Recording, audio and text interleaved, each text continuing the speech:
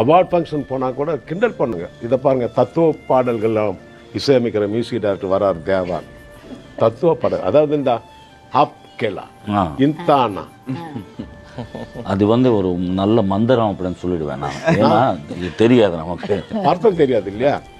என்ன பப்ளிக்காக கேட்பாங்க சார் மேடைகளையே. நான் பேர் சொல்ல விரும்பலை, அதாவது மட்டப்படுத்தணும், அவ்வளோதான். இவருக்கு ஒன்றும் தெரியாத மாதிரி லாலாக்கு டோல் டெப் ஆப்கேலா இன்தானா ஒத்துனாம போட்டோம்னா என்ன அர்த்தம் மியூசிக் டைரக்டர் தேவா அப்படின்னலாம் கேட்பாங்க. சார் நான் ஒன்றே ஒன்று கேட்குறேன், அம்மா தாலாட்டு பாடும்போது அதுக்கு என்ன அர்த்தம்? மக்களை தன் பக்கம் கவனத்தை ஈர்க்கிறதுக்காக சில சவுண்ட் வேணும். இப்போ சூறாலியா நீ தன்னாத்தான், அப்போ அதுக்கு முன்னாடி ஒரு மியூசிக் இருக்கும், 2 டம்ளரை டிங் டிங் டிங் டிட்டிங், கொஞ்சம் லைட்டாக தூங்குறவங்க கூட எழுந்து பார்ப்பான். அது வாங்க உட்காருங்கன்னு சொல்லுவேன் அடிக்கடி நான். அப்புறம் தான் என்ன சாப்பிடு, கண்டிப்பா வாங்க உட்காருங்கன்றதுக்கு ஒரு விஷயம் வேணும், அது பாட்டுக்கு முன்னாடி தேவைப்படுது எல்லாம். அப்போ தான் அந்த லாலாக்கு டோல் டெப் மேலே அந்த அதான் முதல் பண்ண கானா.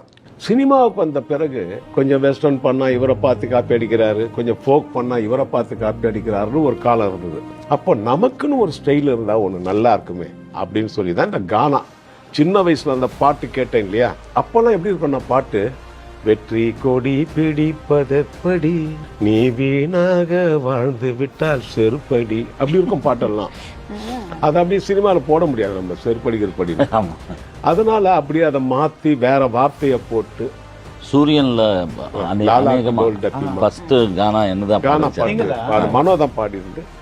அப்போ கூட நிறைய பேர் என்ன கேட்டாங்க, சார் என்ன இவர் ஆக்சுவலி நான் அந்த பாட்டு வந்த புதுசில் ஏதாவது தலைமை தாங்கிறதுக்கு ஏதோ லைவ் பெரிய மியூசிக்கில் போனோம்னா, நான் சின்ன வயசாக இருக்கும்பொழுது ஹார்மோனியம் வாசிக்கிறதுக்கு ஆள் தேடுவாங்க. யாராவது என்ன ஹார்மோனியத்துக்கு கூப்பிடுவாங்களான்னு ஏங்கிட்டு இருப்பேன்.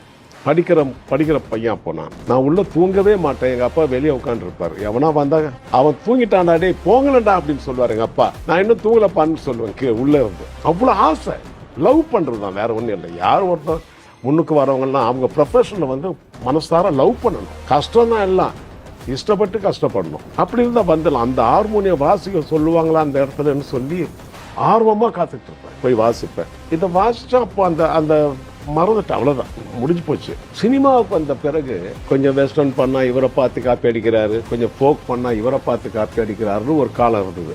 அப்போ நமக்குன்னு ஒரு ஸ்டைல் இருந்தால் ஒன்று நல்லா இருக்குமே அப்படின்னு சொல்லி தான் இந்த கானா. சின்ன வயசில் அந்த பாட்டு கேட்டேன் இல்லையா, அப்போல்லாம் எப்படி இருக்கும் பாட்டு, வெற்றி கொடி பிடிப்பதெப்படி நீ வீணாக வாழ்ந்து விட்டால் செருப்படி, அப்படி இருக்கும் பாட்டெல்லாம். அதை அப்படியே சினிமாவில் போட முடியாது நம்ம, செருப்படிக்கிற படி. அதனால அப்படியே அதை மாற்றி வேற வார்த்தையை போட்டு சூரியன்ல கானா என்னதான் கானா பாட்டு மனோதான் பாடிருந்து. அப்போ கூட நிறைய பேர் என்ன கேட்டாங்க, சார் என்ன இவர் ஆக்சுவலி நான் அந்த பாட்டு வந்த புதுசில் ஏதாவது தலைமை தாங்கிறதுக்கு ஏதோ லைவ் பெரிய மியூசிக்கில் போனோம்னா, தூர்தர்ஷனில் நான் வேலை செஞ்சிட்டு இருக்கும் பொழுது எம்எஸ் பெருமாள் சார்னு ஒரு நான் எனக்கு வேண்டிய ரொம்ப ப்ரொடியூசர், அவர் நல்ல மனிதர். நீங்கள் இந்த நாடகத்துக்கெல்லாம் மியூசிக் பண்ணிட்டு இருந்த தேவா தானே நீங்கள் அப்படின்னு என்ன கேட்டார். அங்கே ஒர்க் பண்ணிட்டு இருக்கும்போது அங்கே நான் செட்டெல்லாம் போடுவேன், இது போல் செட்டெல்லாம் போடுற ஒர்க்கு தான். ட்ரை பண்ண சினிமாவுக்கு கிடைக்கல. அதுக்கப்புறம் நான் க்ளோ ரெஸ்டண்ட்டாக ஜாயின் பண்ணேன். அதுக்கப்புறம் அங்கே வயலும் வாழ்வும் உங்களுக்கெல்லாம் தெரிஞ்சிருக்கும். அதில் பாரதியார் பாட்டு, பாரதிதாசன் பாட்டு, அந்த பாட்டெல்லாம் என்னை கம்போஸ் பண்ண விடுவாங்க. கம்போஸ் பண்ணி அந்த பாட்டெல்லாம் நல்ல பாப்புலர் ஆயிருக்கு. அப்பவே ராஜ்குமார் பாரதி நிறைய சிங்கர் பாடுவாங்க. சீர்காழி கோவிந்தராஜன் ஐயா, டிஎம்எஸ் எல்லாமே பாடுவாங்க. பானுமதி ராமகிருஷ்ணா பாடுவாங்க, எஸ்வர் லட்சுமி பாடுவாங்க, எல்லாரும் பாடுவாங்க. நான் மியூசிக் பண்ணேன். அப்போ எம்எஸ் விஸ்வநாதன் சார் இதை பாப்பார் போல் தெரியுது, எனக்கு தெரியாது. அப்போ ஒரு நாள் ஒரு 100 கேசட் ஆல்பம் நான் பண்ணிட்டேன். அப்போ இதுக்கு ஒரு பாராட்டு விழா பண்ணுறாங்க, 100 கேசட் மேலே பண்ணியிருக்காங்க அப்படின்னு சொன்ன உடனே கருமாரியம்மன் கோவிலில் ஒரு பாராட்டு விழா. அதுக்கு எம்எஸ் விஸ்வநாதன் வரார் தலைமை தாங்கன்னு சொல்லி. என் பாராட்டு விழாலாம் நான் பெருமையாக நினைக்கல.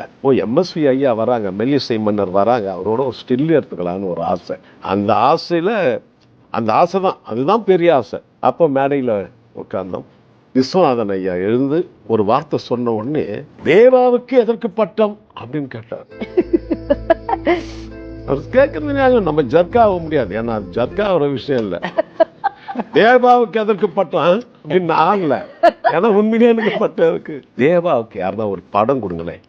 So nice, I know. என்ன வார்த்தை தெரியும் அந்த மூமெண்ட். தேவாவுக்கு எதுக்கா பட்டம் கொடுக்குறீங்க, ஒரு படம் கொடுங்க சினிமா மியூசிக் பண்றதுக்கு. ஏன் சொல்றேன்னா இவருடைய பாட்டெல்லாம் நான் டிவியில் வயலும் வாழ்வும் பார்த்துட்டு இருக்கேன். இவருக்கு ஒரு படம் கிடைக்கலையேன்னு ஒரு ஆதங்கம் எனக்கு அப்படின்னு சொன்னார். அப்போ வச்சு அந்த டைட்டில் தான் தேனிசை தென்றல் தேவா. அதே இதுல அதே மேடையில அந்த அதே மேடையில் எனக்கு நிறைய ஒரு பாட்டு பிடிக்கும். அந்த டிவி வயலும் வாழ்வுல தேனிசை தென்றல்னா தேவா தான். அது ஒரு வீடியோவில் கூட இருக்காது, பதிவு ஆகியிருக்கு, ரெக்கார்ட் ஆகியிருக்கு. அவர் சொன்ன நான் வச்சிருக்கேன். அப்படிதான் அவர் வச்ச பேர். அவர் சொன்ன அடி வயிற்றிலிருந்து அவர் மனதார சொன்னதுனால 3 மாசத்துல எனக்கு படம் புக்காச்சு. அதுதான் மானசீக குரு. நான் அவரை அன்னைக்கு தான் நான் பார்க்குறேன். அவரை அது காரணம் போகும்போதெல்லாம் பார்ப்பேன். அவர் மானசீக குரு. அவர் சொன்ன வார்த்தை அது.